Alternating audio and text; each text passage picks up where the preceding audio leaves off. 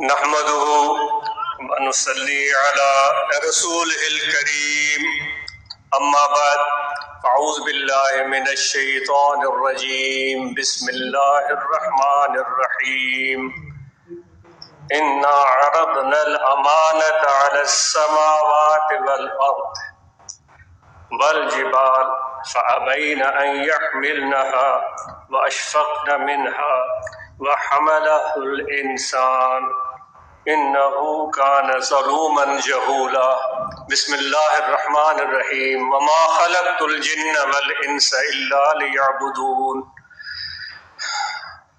وقد قال الله تبارك وتعالى في شان حبيبه بسم الله الرحمن الرحيم ان الله وملائكته يصلون على النبي يا ايها الذين آمنوا صلوا عليه وسلموا تسليما اللهم صل على سيدنا ومولانا محمد وعلى آله واصحابه اجمعین۔ معزز سامعین، خواتین اور حضرات، آپ سب کو السلام علیکم ورحمۃ اللہ وبرکاتہ۔ آپ سب کو یہاں خوش آمدید کہتے ہیں اور آپ سے ایک چھوٹا سا سوال پوچھتے ہیں۔ خواتین سے بھی پوچھتے ہیں اور مردوں سے بھی پوچھتے ہیں۔ ہم سب بلکہ دو سوال، ہم سب آئینے میں اپنا منہ کیوں دیکھتے ہیں؟ میرے خیال میں آج ایسا ہوا کہ گھر سے نکلتے ہوئے میں نے اپنی شکل کو دوبارہ آئینے میں دیکھا اور میرے دل میں یہ خیال آیا کہ میں آئینہ میں اپنی شکل کیوں دیکھ رہا ہوں۔ خواتین سے بھی یہ سوال ہے، کوئی تو اس کی وجہ ہوگی کہ ہم آئینہ جب بھی میسر آئے، کہیں بھی کسی بھی جگہ، تو ایک لمحہ ٹھٹک کر کھڑے ہو جاتے ہیں اور اپنا منہ دیکھتے ہیں۔ ضروری نہیں ہے کہ دیکھنے کی وجہ خواتین کی بھی وہی ہو جو ہم مردوں کی ہوتی ہے۔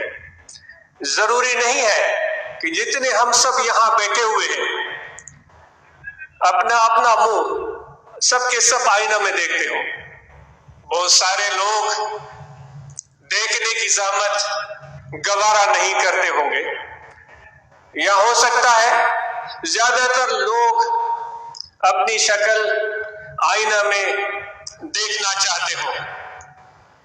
اور یہ بھی ہے کہ جو حضرات، جو خواتین آئینہ میں اپنی شکل دیکھتے ہیں یا دیکھتی ہیں، ان سب کے دیکھنے کی وجہ ایک ہو۔ کیا خیال ہے آپ کا؟ سب جو آئینہ میں شکل دیکھتے ہیں اس کی کوئی نہ کوئی وجہ ہوگی۔ آپ سے سوال پوچھا گیا، آپ اس کا جواب اپنے دل میں رکھیں اور ضرور اس کا جواب دیں آپ کہ میں اس لیے آئینے میں منہ دیکھتا ہوں۔ پھر کہا گیا کہ سب لوگ، ضروری نہیں ہے کہ سب لوگ آئینہ میں اپنی شکل دیکھتے ہوں۔ پھر میں نے عرض کیا کہ جو دیکھتے ہیں، خواتین دیکھتی ہیں، مرد دیکھتے ہیں، ضروری نہیں ہے ان سب کے دیکھنے کی وجہ ایک ہو، لیکن کوئی نہ کوئی وجہ ضرور ہوتی ہے۔ اس وجہ کو ہم نے کبھی جانچنے کی کوشش کی ہے، یا ہماری ایک عادت ہو گئی ہے کہ صرف دیکھنا اور چلے جانا؟ اس کے بعد پھر یہ بھی سوال آتا ہے، وہ بھی آپ سے، یہ اپنے آپ سے میں باتیں کر رہا ہوں، میری گفتگو اپنی ذات سے ہے کیونکہ یہ صبح کا تجربہ میں عرض کر رہا ہوں۔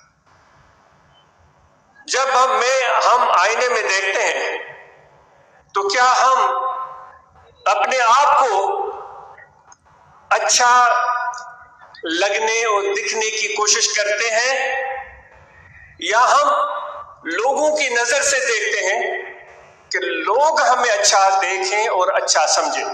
یہ دونوں باتیں الگ ہو گئی، یہ دونوں باتیں الگ ہو گئی۔ لیکن آئینہ ہے کمال کی چیز، لیکن آئینہ ہے کمال کی چیز، وہ اس طرح کمال کی چیز ہے کہ آئینہ سچ بولتا ہے۔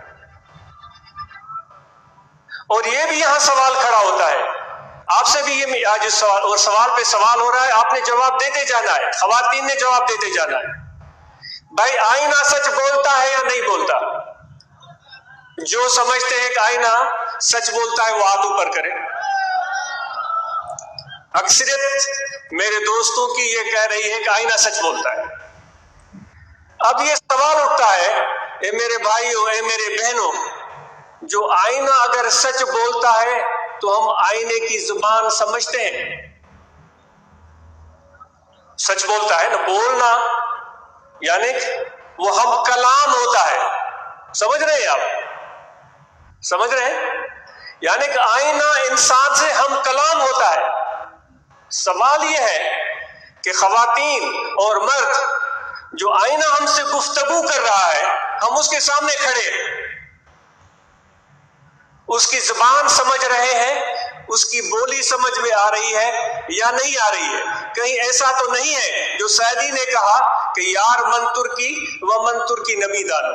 سعدی شیراز ایران کے رہنے والے تھے، وہ فرماتے ہیں میں ترکی میں گیا تو وہاں کا آدمی مجھ سے ٹرکش زبان بولنے لگا، اور بڑا خوبصورت حسین جوان تھا، مجھے بڑا پیارا لگ رہا تھا، لیکن مجھے دکھ ہو رہا تھا کہ میرا دوست ترکی ہے اور ٹرکش بول رہا ہے، لیکن مجھے ٹرکش آ نہیں رہی ہے۔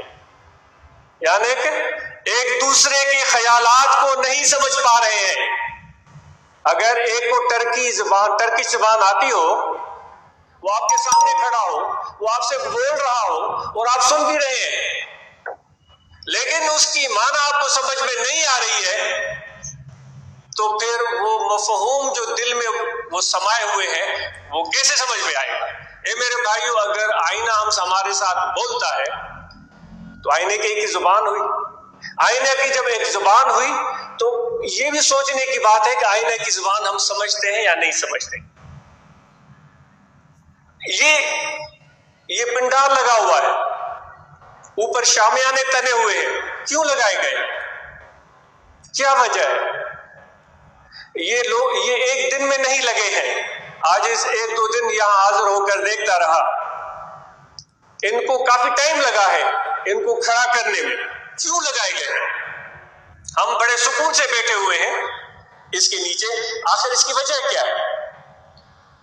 ہو سکتا ہے اس لیے لگائے گئے ہوں کہ جتنے سامعین ہیں ان کو چھاؤں میسر رہے۔ ہو سکتا ہے اس لیے لگائے گئے ہوں کہ جتنے سامعین ہیں ان کو اچھے لگیں، رنگا رنگی، خوبصورت لگیں، پیارے لگیں۔ یہ الگ چیزیں ہو گئی، یہ دونوں چیزیں الگ ہو گئی، ان کی تقاضا بھی الگ ہو جائے گی۔ دوستو، آئینے کی حوالے سے بات ہو رہی تھی۔ صوفیاء کرام فرماتے ہیں کہ اللہ تبارک و تعالیٰ کے دل میں یہ ارادہ پیدا ہوا،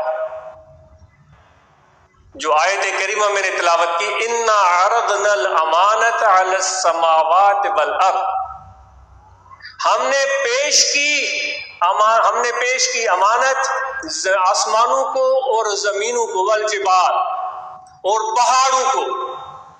آسمان میں کتنی کائنات آ گئی، ایک یہ چھوٹا سا سیارہ زمین کا ہے جس پر ہم رہتے ہیں، اتنے سینکڑوں ہزاروں زمین اس خلا میں گھوم رہے ہیں، وہ آسمانوں میں سب آ جاتے ہیں۔ اللہ تعالیٰ فرماتا ہے کہ ابھی تو سائنس میں حیرت ہے، ہر روز ان کے سامنے نئی نئی چیزیں دریافت ہو رہی ہے۔ وہ ایک چھوٹا بچہ جب ماں کی گود میں ہوتا ہے، جب وہ آواز سنتا ہے، اس سے بات کرنے والے کی گفتگو سنتا ہے، تو عموماً دو آوازیں ہوتی ہیں، ان میں سے ایک آواز کو تو وہ چھوٹا بچہ شاید پہچان لیتا ہو۔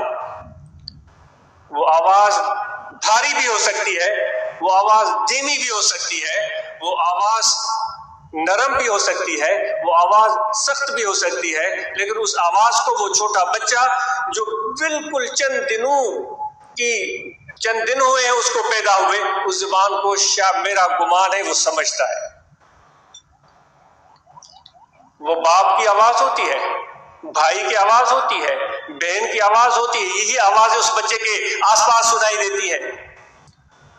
وہ ماں کی آواز ہوتی ہے، میرا گمان ہے وہ ماں کی آواز کو پہچانتا بھی ہے، کیونکہ وہ پیٹ میں جب تھا ماں اس کو اپنے پیٹ میں رکھ کر گھومتی تھی، سوتی تھی اور بیٹھتی تھی، تو وہ آوازیں اس وقت بھی شاید وہ سن رہا ہو، تو وہ آواز ماں کی مانوس نظر آتی ہے۔ معصوم بچہ چھوٹا رونا شروع کر دے، بھائی پکارے، بہن پکارے، باپ پکارے، تو وہ رونے سے کبھی کبھی نہیں رکتا، ماں اس کو ایک مرتبہ کہے او میرے بچے، تو وہ بچہ رونا ختم کر دیتا ہے۔ ایسے اتفاق دیکھیں آپ نے؟ وہ جانتا ہے کہ جو مجھے پیار کرنے والی ہے، جس نے مجھے دودھ پلانا ہے، جس نے مجھے گود میں بٹھانا ہے، یہ وہ آواز ہو سکتی ہے۔ تو وہ بچہ اس آواز کو سمجھ لیتا ہے۔ تو جو اللہ تعالیٰ فرما رہا ہے وہ کہ ہم نے آسمان اور زمینوں کو امانت پیش کی، انہوں نے انکار کر دیا، اور پھر کیا ہوا؟ فحملها الانسان، اور وہ امانت کا بار جب انسان کے سامنے رکھا گیا تو اس نے اٹھا لیا۔ آسمانوں میں ساری کائنات آ گئی۔ کائنات میں نے عرض کیا کہ سائنس محو حیرت ہے، جس طرح ایک چھوٹا بچہ ماں کی گود میں صرف ماں کی آواز کو جانتا ہے اور آوازیں سن رہا ہوتا ہے، لیکن اس کو پہچان نہیں ہوتی۔ وہ جیسے جیسے بچہ 1 مہینے کا تو شاید باپ کا آواز پہچاننا شروع کر دے، 3 مہینے کا شاید وہ بھائی کی آواز کو پہچاننا شروع کر دے۔ کیا ایسا ہوتا ہے؟ کیا خیال ہے آپ کا؟ جب 5 مہینے کا تو گھر کے اور افراد کی بھی آواز شاید وہ پہچاننا شروع کر دے۔ 1 سال کا تو پھر اپنے باپ اور ماں کے دوستوں کو پہچاننا شروع کر دیتا ہے۔ 1 سال کے بعد تو پھر ان کے نام بھی وہ یاد کرنا شروع کر دیتا ہے۔ سائنس تو اس وقت اس چھوٹے کم عمر بچے کی طرح ابھی وہ کلکاریاں مار رہی ہے، وہ صرف آوازیں سن رہی ہے اور ان کو پہچاننے کی کوشش کر رہی ہے۔ اور آفرین ہو سائنس دانوں پر جو اس آواز کو سننے کے بعد ہماری طرف نظر انداز نہیں کر دیتے، اس سمجھدار ذہین بچے کی طرح ان آوازوں کو کنکھال رہے ہیں کہ یہ کس کی آواز ہے، یہ کہاں سے آ رہی ہے، اور یہ آواز شمال سے یا جنوب سے، اس آواز کے پیچھے کوئی طاقت ہے، اس آواز کے پیچھے کوئی پیغام ہے۔ تو ان سائنسدان اس میں لگے ہوئے ہیں، ہے وہ سائنس کم عمر لیکن وہ بڑھ رہی ہے، ایک چھوٹا بچہ جس طرح ماں کی گود میں بڑھتا ہے۔ تو کہنے کا مقصد یہ تھا کہ اتنی بڑی کائنات میرے رب العالمین نے بنا دی ہے، اور خود کہہ رہا ہے کہ اس کائنات کا بوجھ میں نے آسمانوں کو بھی سونپنا چاہا، زمینوں کو بھی سونپنا چاہا، میں نے پہاڑوں کو بھی سونپنا چاہا، فَأَبَيْنَ أَن يَحْمِلْنَهَا، انکار کر دیا ہم نہیں اٹھائیں گے۔ انسان کو جب میں نے کہا کہ اٹھاؤ گے، اس نے کہا لبیک۔ کیوں سائنسدان ان آوازوں کے پیچھے بھاگتے ہیں؟ کیوں دوربینیاں لے کر خلاؤں کو گھورتے ہیں؟ کیوں گھورتے ہیں؟ کیونکہ انسان نے خدا کی حکم سے وہ بار سر پر اٹھا لیا ہے۔ خدا کی مشیت تھی، اللہ کی مرضی تھی کہ اس کائنات کا بوجھ یہ انسان اٹھائے۔ جو میں نے اس میں راز پوشیدہ کر رکھے ہیں، ان کو انسان ان رازوں پوشیدہ رازوں تک پہنچنے کی کوشش کرے۔ اے انسان تو بڑی عظمت والا ہے، اے انسان تو بڑے شان والا ہے، اور یہ شان تجھے پہاڑوں نے نہیں بخشا ہے کہ تم ان کی چوٹی پر چڑھ کر اور تم یہ سمجھو کہ میں نے زندگی کا راز پا لیا ہے۔ یہ تمہیں راز کسی سمندر میں کشتی پر سفر کرتے ہوئے صرف نہیں مل سکتا، ہوا میں کسی طیارے میں سفر کرتے ہوئے صرف نہیں مل سکتا، بہت راز ہے۔ اس سے بڑھ کر جو تو ہوا میں طیارے میں بیٹھ کر، پانی میں کسی شپ میں بیٹھ کر وہ راز پا رہا ہوتا ہے، اس کے آگے اور بہت سارے راز ہیں جو اے انسان خدا نے تیرے لیے ہی رکھے ہیں، اور تجھے ان رازوں کو پانا ہے۔ یہی جستجو ہے جو اللہ تعالی ہم اور آپ سے چاہتا ہے۔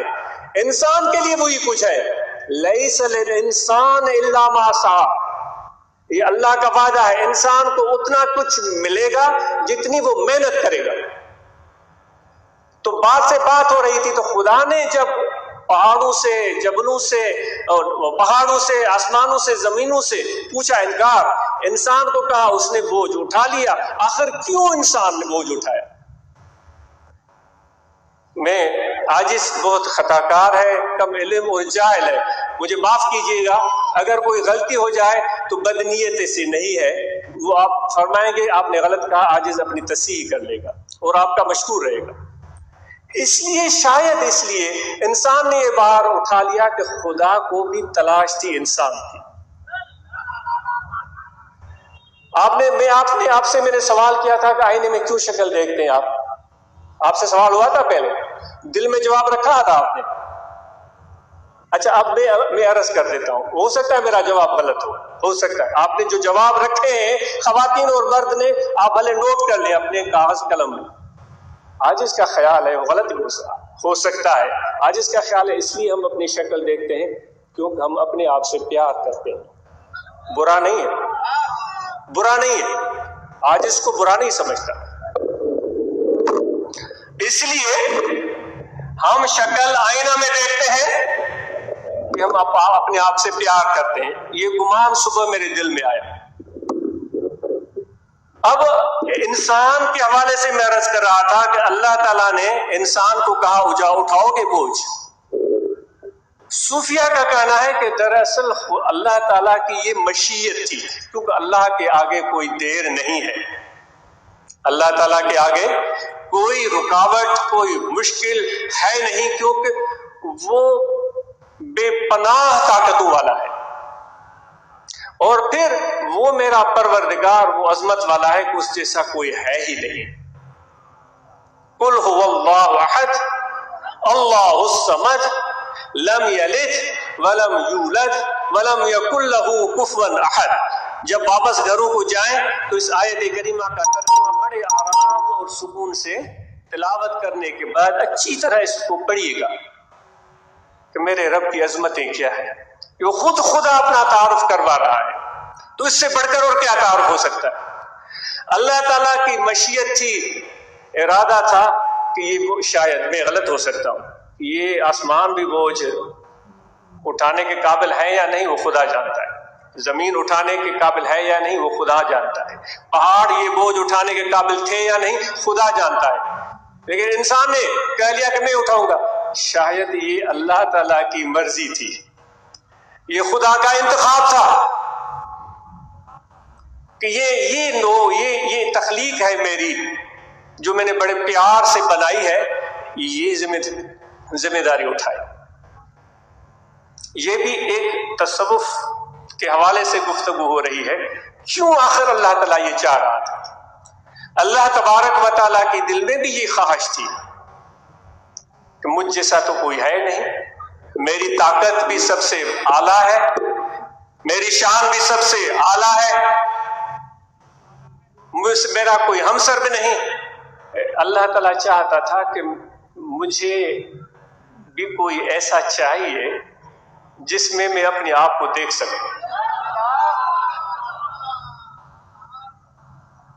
تو وہ انسان بنایا جس کو آئینے سے اس کو ہم، بات طویل ہو رہی ہے لیکن معذرت ہے، آئینے سے تشبیہ دیتے ہیں۔ شیشے کو آپ نے دیکھا ہے سامنے سے صاف چمکتا ہوا دمکتا ہوا ہوتا ہے بھائی، ہوتا ہے یا نہیں ہوتا ہے؟ ایسے سن ہو کر تو نہ بیٹھے نا، آج اس کو محسوس ہو کہ جو عرض کی جا رہی ہے شیشے کی سامنے والی صورت کو دیکھیں، صاف اور شفاف ہوتی ہے یا نہیں؟ اب شیشے کو، آئینے کو، مرر کو پلٹیں، اس کو پلٹیں، پیچھے سے شفاف ہوتا ہے؟ نہیں ہوتا، پیچھے سے چمکتا ہے، پیچھے سے عکس نظر آتا ہے، پیچھے اس کے کوئی مسالہ سا لگا ہوا ہوتا ہے جو اس کی حقیقت کو چھپا دیتا ہے، جو سامنے والے حصے کے بالکل برعکس ہوتا ہے۔ ایسا ہوتا ہے یا نہیں ہوتا؟ خدا نے انسان کو بنایا، اس کا ایک ظاہر بنایا اور اس کا ایک باطن بنایا، اس کے باطن، اس کے روح، قلب اور اس کے اندر کی جو حقیقت ہے، اللہ تعالیٰ فرماتا ہے وہ میرا امر ہے، وہ میرا راز ہے، انسان جو تیرے اندر جو قلب اور روح خدا نے رکھ دیا ہے، یہ کسی وڈیرے یا پیر یا کسی طاقتور کے حصے میں نہیں آیا۔ اے میرے بھائیوں، اے میرے دوستوں، آپ بھلے چڑھائی پر سوتے ہو، بھلے آپ کے پاس موٹر کار نہ ہو، بھلے آپ طیارے میں سفر نہیں کرتے، بھلے آپ کے بینک بیلنس اتنا زیادہ نہیں ہے، لیکن روح اور قلب جو اللہ نے تجھے بخشا ہے، خدا نے اپنے اس بخشش میں کوئی کمی نہیں چھوڑی کہ یہ وڈیرا ہے تو اس کو میں کچھ اور دوں، یہ وڈیرا نہیں ہے تو میں اس کو کچھ اور دوں، یہ پیر ہے تو میں اس کو کچھ اور دوں، یہ پیر نہیں ہے تو میں اس کو نہیں۔ اللہ تعالیٰ کی نظر میں سب انسان برابر ہیں، میرے آقا کی نظر میں سب انسان برابر ہیں۔ فرماتے ہیں کسی کو کسی پر فوقیت نہیں ہے، کسی کو کالے ہونے کی وجہ سے اس کو تانا نہ دے۔ میرے نبی کے جو پیغام ہے، جو ارشاد ہے، جو فرمان ہے، وہ اس کی خلاف ورزی ہو جائے۔ میرے پیارے پیغمبر علیہ الصلوۃ والسلام فرماتے ہیں نہ گورے کو کالے پر فضیلت، نہ کالے کو گورے پر فضیلت، تم سب ایک برابر۔